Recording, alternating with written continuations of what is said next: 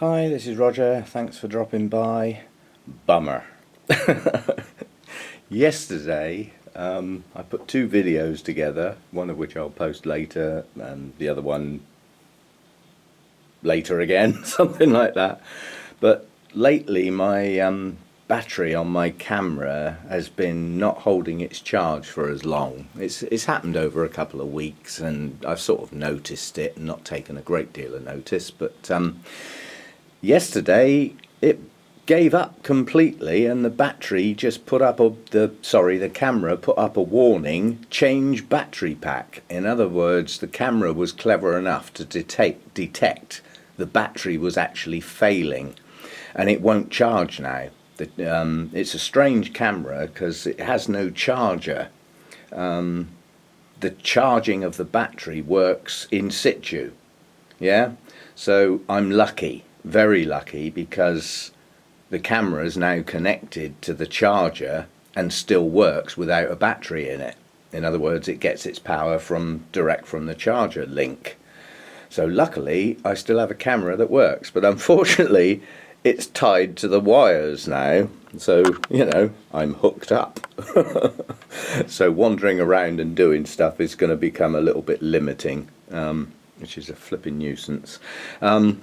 When the camera arrived, it had this giant storage battery, which I've been using. The battery that was on the camera was basically dead when I got it, so that one's never been used. That one, the charger won't even register that the battery's there. This one, it spends about 20 seconds trying to charge it, and then the camera puts up a warning that it doesn't like the battery pack and stops charging. So this one's now dead as well. Nothing lasts forever. I mean, as we know with our phones and tablets and things like that, if they're not connected to the mains and you use the batteries, they run down and you charge them up, and they run down and you charge them up. There's a limit to how many times you can do that. A battery has a definitive life, and mine has just ceased to be. So now I've got to try and find another one, order it and get it delivered before I'm mobile again, shall we say. I can still film. It's just flipping fiddly to have, be connected to the mains, directly wired as such. So I'm a little bit limited as to what I can do. I can still work in the kitchen, should I choose to do so. I can just plug the camera into one of the sockets there, take the kettle out also. No, can't take the kettle out. That stops the coffee flow. Oh, unplug something out there anyway. So I can still film. It's just a bit more limiting, especially trying to move around the grow room with wires hanging out the back of me. So these things happen, and I'm pleased that the camera was clever enough to tell me what was wrong. I mean, process of deduction would have found out anyway. The camera's working fine connected to the charger, so the charger must be working. It can't be a fault in the charger. And the camera told me it didn't like the battery pack, so I assume it's the battery pack. What I hope it isn't is the camera's link to the battery has gone wrong, because that basically scraps the camera. I can get a separate charger, where the battery could be charged off of the camera, but obviously that's more expense, as they say. But anyway, that's the sort of position I'm in at the moment. Fiddly, awkward, and a nuisance.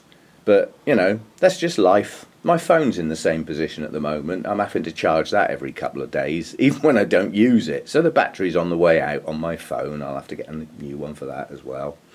Nothing lasts forever, but I can keep going like this at least for a while.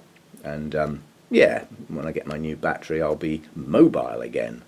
And until then, probably videos will slow up a bit, just because they will be a bit more awkward to do.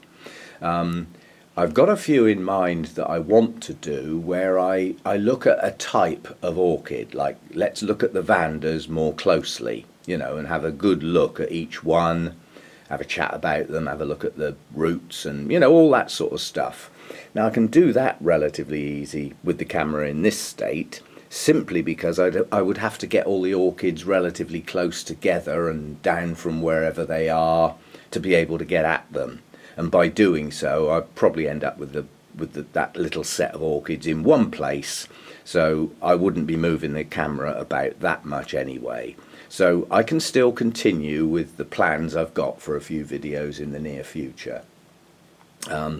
So we keep going, we do what we can. Thanks for dropping by, see you next time.